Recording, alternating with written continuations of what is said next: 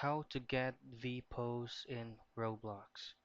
Now, there are only two ways on getting this Roblox animation. First one is by participating to certain events.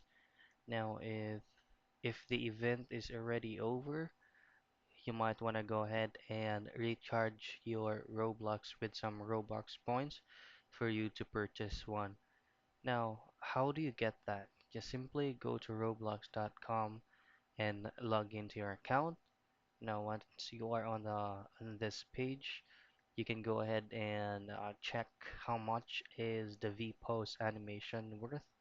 So just search for the V-pose in the marketplace.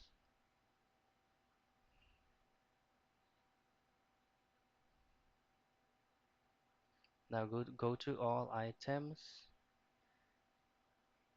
and then click to sort. Just click on animations. Now there are plenty of animations that you can get using a Robux points.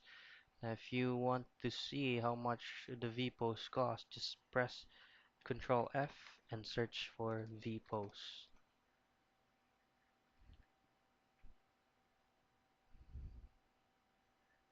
So this is the V-pose Tommy Hilfiger.